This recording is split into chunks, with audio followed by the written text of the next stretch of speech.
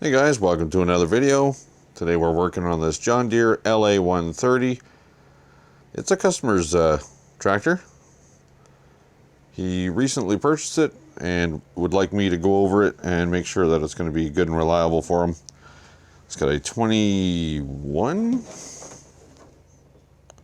horse Briggs twin. Crank slow. So we're going to take a look at that and see what's going on.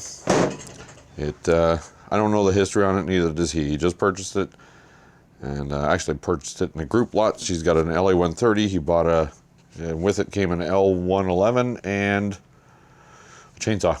So kind of a mixed bag. So we're going to go over it, make sure that it's going to be good for him. We're going to check the blades and belts and tune it up and change the oil. And something interesting on this one.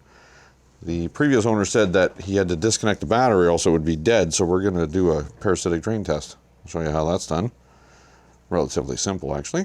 But, all right, we'll get you in the stand, get some tools, get the hoist lifted, and we'll dive in.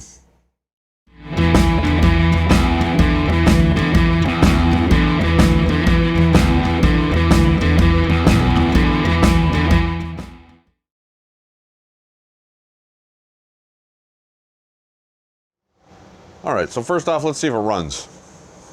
There's got fuel in it. I've already checked that. It does have oil in it. It's black. Looks like oil out of my diesel Volkswagen. Got some old spark plugs in it. The hour meter service reminder system is not lighting up. I don't know how many hours are on this thing, but it may only start up when it may only come on when you start it up. We'll figure that out, but yeah, he says it's hard to crank. Let's try. Anyways, give her some choke, give her some throttle. Parking brake is on, so it should crank for us. Has been in the shop now. It's 72 degrees in here, so it's nice and warm. It's not a cold start anymore. The engine is cool, but it's not stone cold, frozen anymore. It's winter time here, and it was cold outside, so let's see.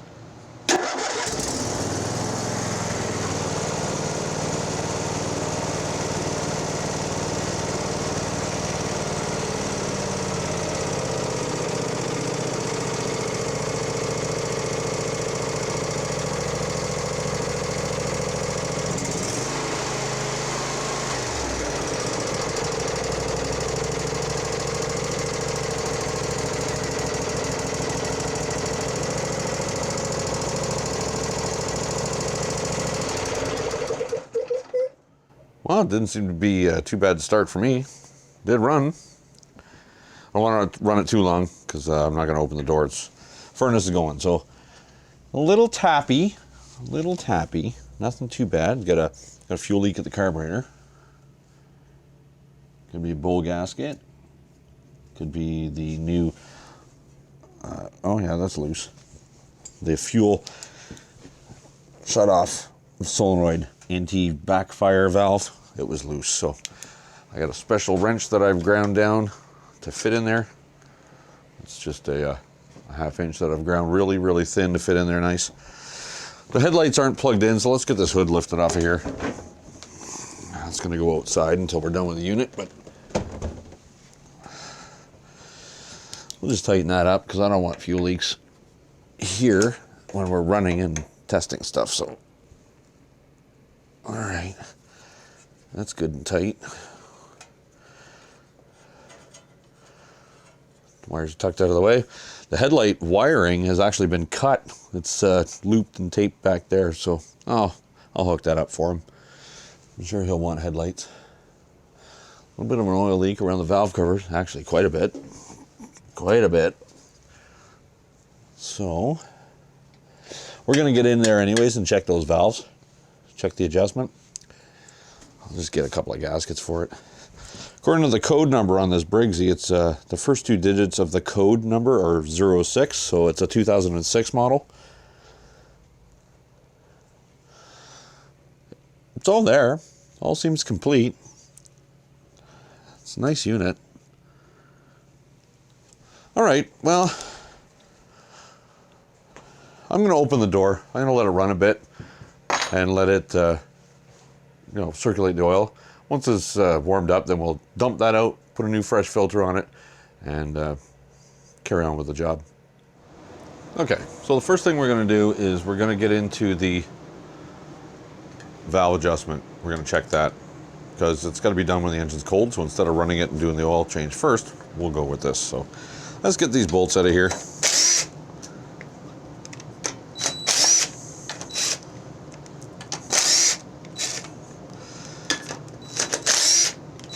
I'll see if I can save these gaskets. I know they're leaking, but we might be able to get some silicone on there and save them. Hopefully they don't break on the way off. Oh, look how black that is. Yeah, it's definitely due for an oil change. So there's our adjustments here. You'll loosen the nut, tighten the screw, and that tighten or loosen the screw to make your adjustments. Let's pull those scabby spark plugs out of there anyways, because they got to be changed. Makes it easier to turn the engine over by hand too.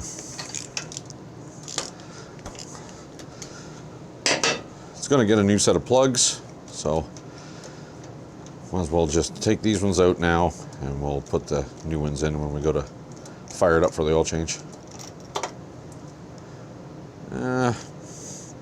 Smell a little gassy. They're not overly bad. This is a Champion RC12YC. That's what should be in there. I'll pull the other side out. We'll see what's going on with that one. I'll tell you right now, this is not a Champion. Let's just get this one off of here real quick.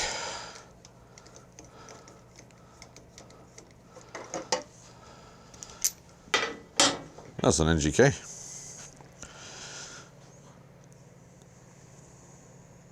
B6 PR5ES. I'm not saying that's a direct crossover, but BCPR5ES. Yeah, that's the one. BCPR5ES. So it is the direct crossover for the Champion, but it's going to get new ones anyways. It's due. So I'll put 2 plugs in there later. Let's get this thing turned over a little. See if I can turn it by hand here real easy. I'm looking for those valves to close. Well, there's one opening. There's looks like an exhaust valve. Yeah, that's this cylinder exhaust valve. Once this one's compressed all the way down, we can be able to check the play on the intake. Seems a little loose. In many cases, your intake valve, as it wears, it'll wear loose, and the exhaust valve will wear tight. So let's get the intake pushed all the way down. Check the exhaust. Okay, let me gather the appropriate wrench and Torx bit, and we'll get these things set to where they should be. Hang on. Okay, so here we are. I've got our tools set, 13mm wrench and a Torx, I don't know, something. One that fits. 40 fits. So our spec is 4 to 6 thousandths of an inch. But out of curiosity, I wanted to see what they're at, so this is our exhaust valve, and it's at 10 thou, so it was loose. I can give you a hard start issue, crank like a dead battery, weird things like that. So let's pull our 4 thou and 6 thou blades out. Wherever they went. They're in there somewhere. 4. Discard the 5. Here's the 6. So we got 4 and 6. Now, because typically intake wears looser and exhaust wears tighter, what I like to do is set the exhaust at the highest end of the spec so it has more time to wear tighter, and set this one at the tight end of the spec so it has time to wear looser. It just goes longer between valve adjustments. So let's get her done. We're going to do our exhaust. We're going to set that one at 6. So let's crack this nut loose. Come on, there we go. Is it crack the nut or is it crack this? I don't know. I think it's cracked the nut on this one. Yeah, there we go. So the nut's loose. Let's get the wrench off of there so it doesn't affect our reading. And we're just going to turn that, open the nut a little bit. There we go. Give us some room to work. And we're just going to set this, turn it down slightly till we get just a slight drag on that. Seems to be right about there. Better get a ratchet on this torque socket.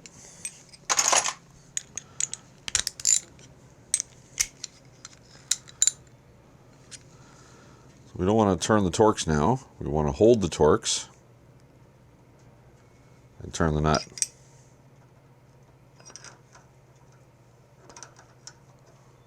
Tiny little movements actually affect that greatly.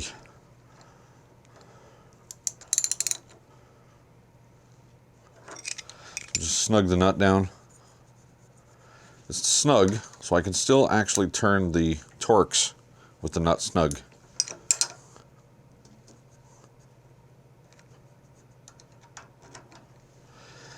Small little adjustments. There's our 6. So I'm going to hold the torques again and just make sure that nut is tight.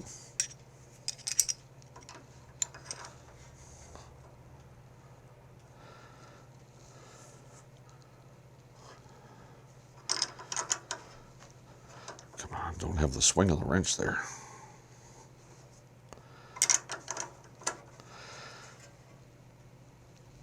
Good and snug. Where are we at? There's our 6th thou. We're going to roll the motor over until the exhaust valve is all the way down. Like so. All the way to the bottom of its travel. And we'll set the top one. Of course, fuel pump's in the way. I'm going to set this one at 4.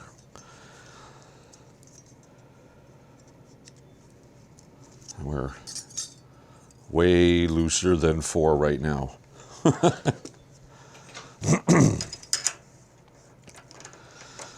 Come on, yeah, there we go. Get her in there at 4. You know, they could make these adjusters a little finer thread. If they made them a super fine thread, it wouldn't be quite so tedious to get them exactly right. Meaning if the Torx was very, very fine, it would take a lot more movement for it to take up a thousandth of an inch in play at the valve stem end. There's 4 and it's tight.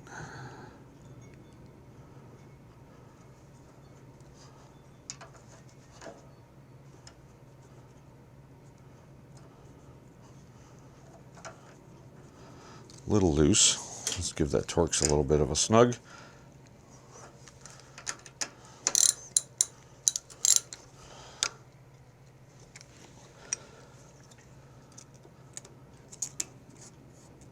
All right, that's the drag I want. Just a little bit of drag on the 4th thou blade.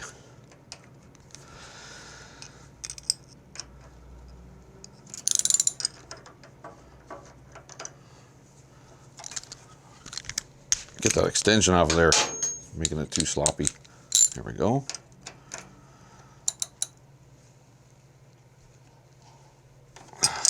Tighten that jam nut down. Check her again. Oh, could go a little bit tighter on the Torx. We'll still be able to move it.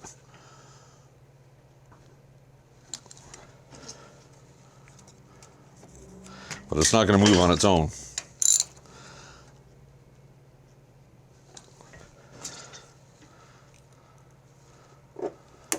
There we go. Perfect drag. A little snug, but it's fine. There. So that's that. I'm going to wipe this down with brake clean. Nice and clean. I'm going to wipe the valve cover down, clean that really clean, and silicone. I'm going to put a skin of silicone all the way around this, and then we'll be able to reseal it.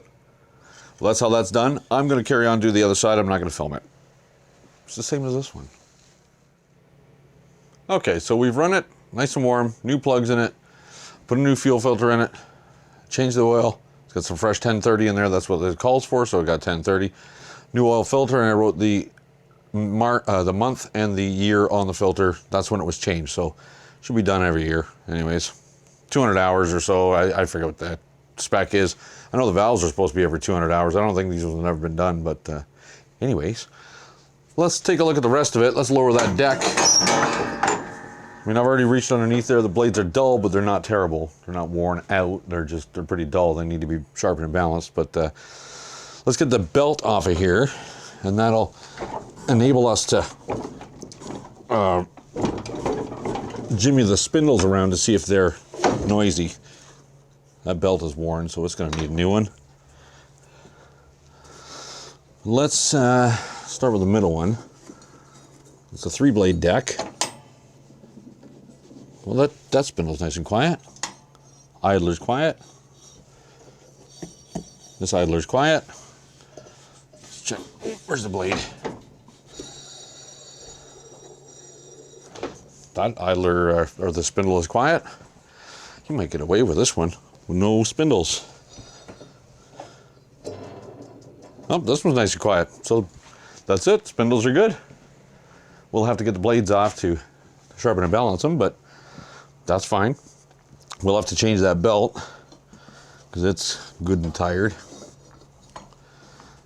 I'm not restoring this tractor. I'm getting it fixed up and reliable. That's all he asks.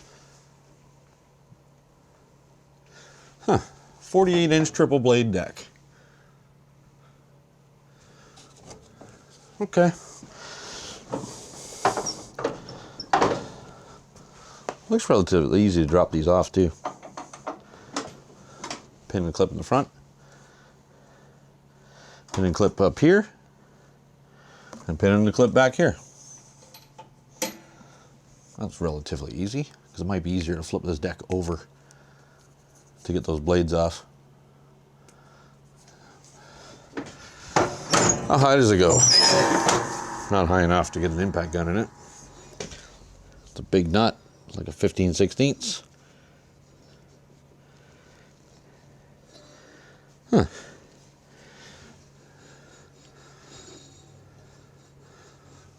I just remembered now I should check for bent blades. I'll just put my finger down there, make sure that both ends of the blade are hitting my finger at the same height. It should be fine.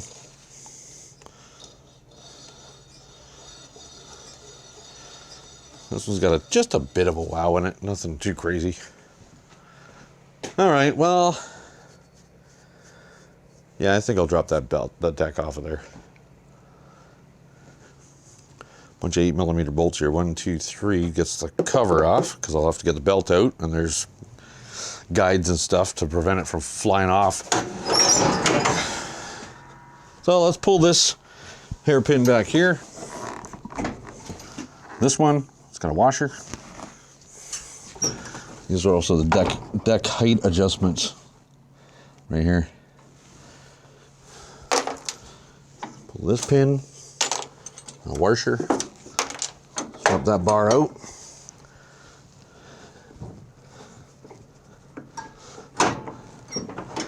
You just need to put the back of the deck on a block here to get that tension off that one. Oh, there we go. Okay, go to the other side. Yeah, not much tension, there was just a little bit on it. Let's get this pin and clip out of here.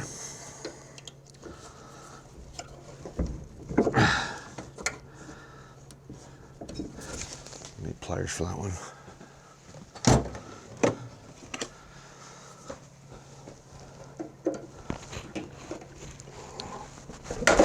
Oh, come on. Come on now. Wrong pliers.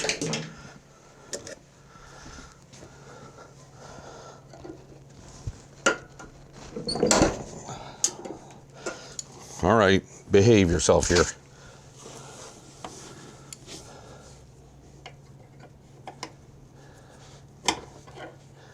It's one of those locking hairpins.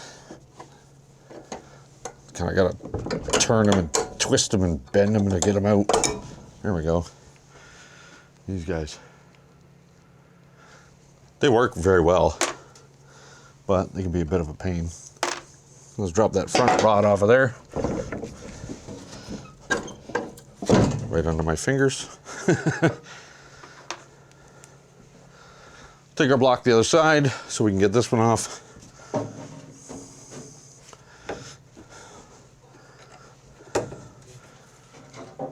Have to tilt it a little.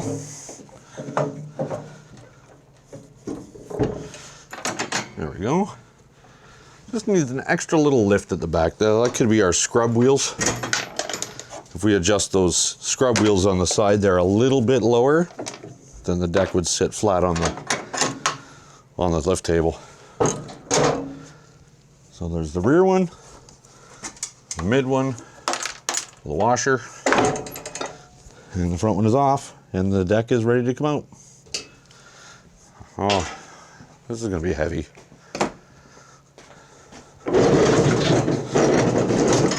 Yep.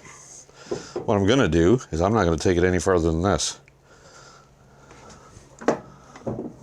I'm just going to go back and forth on the hoist so I can get an impact gun underneath there and get that blade off. That's no problem. But I'm just going to slide it back and forth as I need to work on it instead of taking it all the way out because I don't have a place to work on it. I need it up this high anyways, so I'll get those out. I got to order a belt. I don't have one. I won't have one for this in stock. Those spindles actually, that one looks like it's been replaced. The far spindle. It's very newish. It's possible this one too, because it's pretty clean too. All speculation. All right, let's get a little impact gun under there. I'll try 15/16 first. Huh. Sure enough, 15/16. What are the odds? Little impact.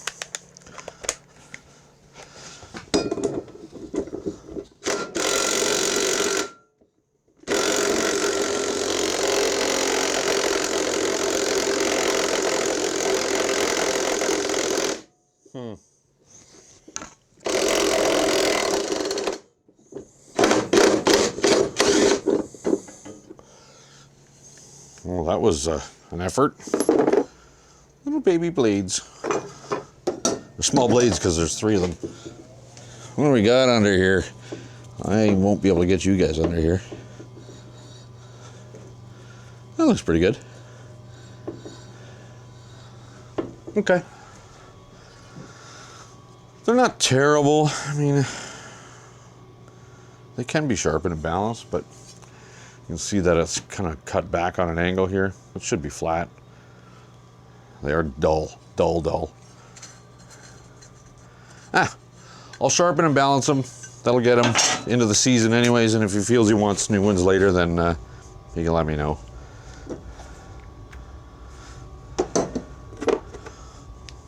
Conical washer, nut, and the blade.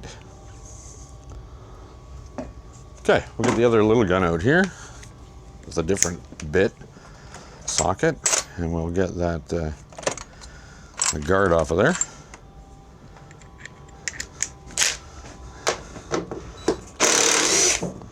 One, 2, 3. Snail.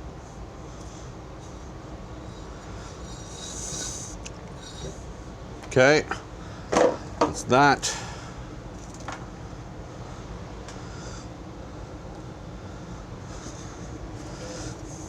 Before I take it apart, let's see if there's a diagram on how the belt is routed. Because if not, I'll take a quick picture. I know on the older ones there is. I ain't seeing one, so I'm going to take a picture. Because it works so nice.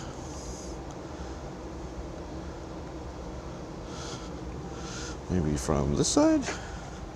I don't know, I'm not a photographer. There we go. We'll take that picture. And we'll use that for assembly. Well, that's that one. We got our pictures, so we can take these off.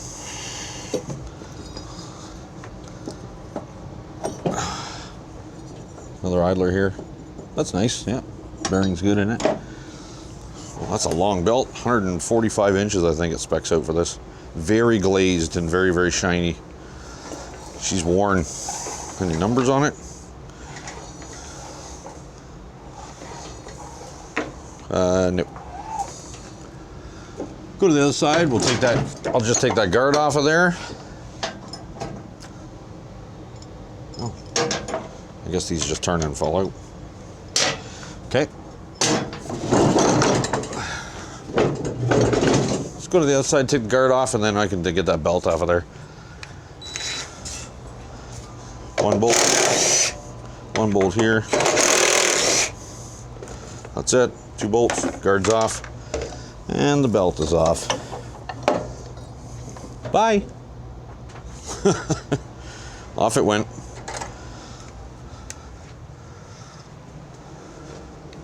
Grab the impact gun, go to the other side, get that blade off. Make sure that all 3 are the same size. Sometimes you got multi-blade decks, more than 2, actually, even with 2 blade decks. Sometimes the blades are not the same size all the way across. And there may not be, 2 or 3 of the same size blade.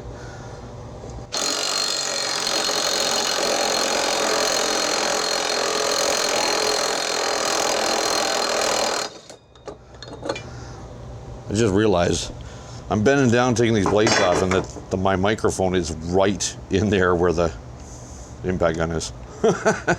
Very loud.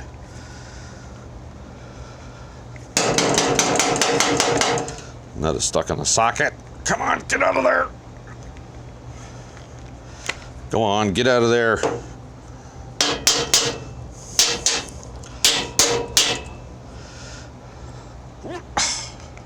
There we go. That was easy. So put that blade to the side, and I'm just going to lift it and get the 3rd blade off. Oh man, that's a heavy deck. 3rd blade. Come on. Just need a little more room.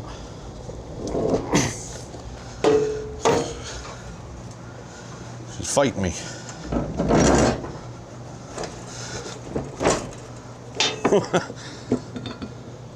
Another one.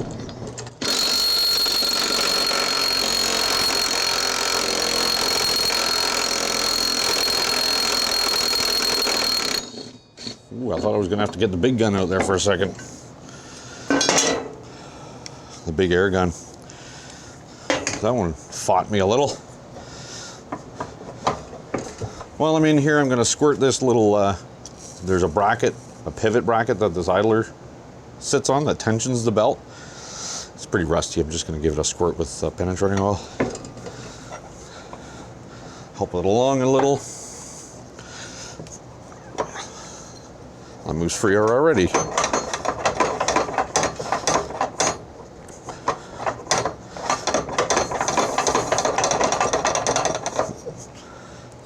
Nice. Okay. Well, looks like all the blades are the same size. Appears to be anyways.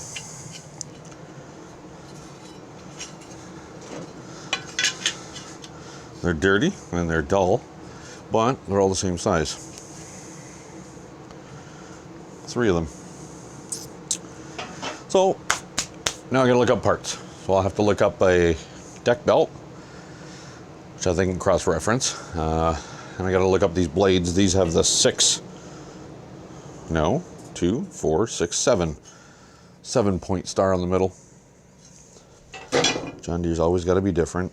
Everybody else is 6 or 4, and John Deere's gotta be different. So, anyways, when I get some parts in, I will fire the video camera back up, and we'll carry on. There's not a whole bunch I'm gonna do with this. I'm still gonna check it for parasitic drain, but when we come back, I'll get into that too, because once I order parts for this, I'm going to shove it off the hoist. I've got other stuff I got to get in here, so we'll return when I get some parts and more stuff to do on it.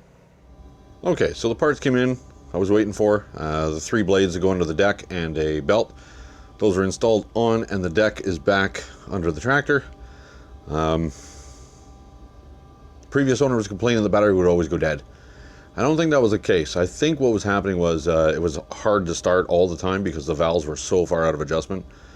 Or I forget where we're at, like 12 or 13 or something thou, and they're supposed to be 4 to 6 thou, and they were at like 12, 14, something like that. They were way out anyways. And that will definitely give you a hard crank issue. It'll seem like a dead battery. The decompression tab on the cam is not working efficiently if the valve clearance is loose. It's not decompressing enough. So anyways, that's taken care of. This thing cranks like a champ now. Cranks like you got 15 batteries hooked up to it. It starts right away. So it's runs great. But now, just in case, I want to do a parasitic drain test, and basically what that is testing to see if the battery is being discharged when the tractor's not in use. When the key is in the off position, you'll actually be able to measure current, an amperage draw from the battery when you do that. So let me get you zoomed in there. Hopefully we can all look at the meter at the same time. All right. So that, what we're looking at right there, that's the positive terminal on the battery itself. The starter, or the wire that goes from the battery to the relay, is there. So what we're going to do is we're going to disconnect this wire completely, the positive cable, leave the ground hooked up.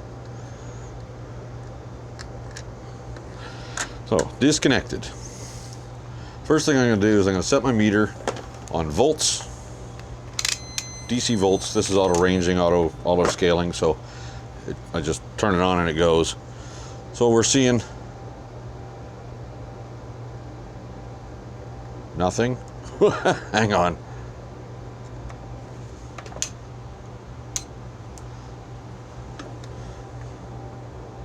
.68 volts. That is a fully charged battery.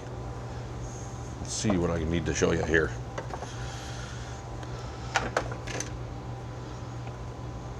Let's see if I can actually show it on the meter, because I got to be able to show you the amp draw.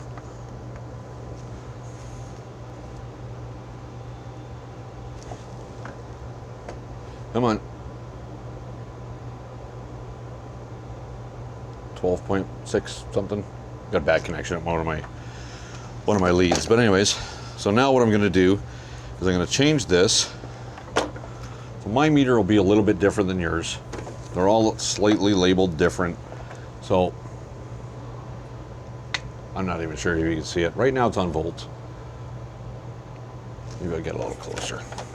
That's important. So most multimeters you're going to see, we're going to have certain settings on them and certain leads. Hopefully that focuses for us. So this is the common, so that's where your negative probe goes. That's where your positive probe goes here. And on this one, it just voltage. On this one, it's voltage, RPM, capacitance. This thing ranges and does all kinds of stuff. So what you're looking for is the plug that has 10 amp max on it. This is designed for milliamps. This will be for 10 amps maximum. So it'll be a separate fuse inside the meter that says 10 amp. Now on this scale, I can go from volts or amps. It does it all by itself. But if I put it on the 10 amp scale, it's going to use this plug. I'm gonna grab another meter real quick, because that's actually a very complicated meter. This is a much simpler meter. It's similar to, anything you'd get Harbor Freight or Princess Auto. Just got to get a focus here. So you can see, maybe you can, how hard it is to do this backwards. So there's our DC amps. There's our standard scale for DC amps to 200 milliamps, and then DC 10 amps. So I would have to move this lead from this standard position here over to the 10 amp maximum. That's more of a basic meter. That's what most people have. If you have a meter, that's likely what you've got. This other one is overly complicated for the average thing, but it does so much extras. And yes, I actually use it for all those different features. I can measure frequency of a generator. I can measure how many hertz, how many cycles it's creating when it's making power. So what I'm going to do here is I'm going to put my positive lead. Well, let's get the meter switched over here first. We'll get the positive lead into the 10 amp plug on the meter. I'm going to take this end, this positive end, and clamp it on the battery positive. I'm going to take the other end and clamp it on the battery cable. So basically what's happening is the meter itself is making the circuit. It's completing the circuit. See if we can get a better camera angle because I got meter set up. I don't know. Maybe. Actually, that's not bad other than the glare on the meter. Oh yeah, you know how hard it is to film a meter. So what are we reading now? Bugger all. That's basically nothing. Oh, there you go. So that's nothing. There is no current flowing from the battery to anything and back to ground. Nothing. So what I'm going to do is I'm going to turn the key switch on to the first position, which energizes the fuel cutoff solenoid, and you'll see it jump. I heard the click, and the meter jumps. That tells me something is drawing current. So that 0.356 amps is 355 or 354 milliamps. 0.3 amps is 300 milliamps. That's what's drawing on the battery when the key is in the on position, and it's the fuel shut-off solenoid at the bottom of the carburetor. I'm going to shut the key off again, and it should drop to negative 001 or whatever it zeroes out at. That tells me there is no draw on this battery. When the key is in the off position, there is no draw. Okay, something to be aware of when you're doing a test like this. The meter completes the entire circuit from the battery to the relay. So if you turn the key to the start position, it's going to draw more than 10 amps and you will blow the fuse in your meter. Don't run headlights, don't run anything other than a maximum of 10 amps, otherwise it'll pop the fuse in the meter. It's not difficult to do a parasitic drain test. There's another way to do it. You could use, say, an 1157 light bulb with leads between the positive on the battery to the positive cable, and if it lights, there's enough current flowing to light the light bulb. Because if there's no draw, that light bulb won't light. No draw on the battery, we're good there. I do have the hood on here. I got to do a little bit of wiring, just fix the harness because the previous owner cut it. I'm gonna wire up the headlights for the guy, and that's that. So that is that. I'm just got to hook up the battery back again, and then we're good to go. So I just verified that there is no parasitic drain in the battery, so the hard start issue was the valves. Not a bad looking machine, actually. It's a nice machine. It's not the small little lawn tractor. It's a size up. It's still a lawn tractor, but it's not a garden tractor, but it's a larger version of it with a 48-inch deck. So other than hooking up the battery and running 2 wires for the headlights, I'm done with this machine. So the customer will be happy. The purchase price that he got this machine for, and the amount of work that I had to do to it, he is well under the value of this thing if he were just to go buy it used with all this work done. So he's getting a deal. It's good. It's nice when people can save some money and get something that's going to be worthwhile for them. So we're going to close this video off here, guys. Want to thank you for joining me on this one. At the time of this recording, we're just bumped over 400 subscribers, and we're getting more and more every day. Please, if you're not subscribed yet, give that subscribe button a click. Doesn't cost you nothing. If you like the video, give me a thumbs up. Leave a comment down below. I like to hear from my viewers. So until the next one, guys, take care.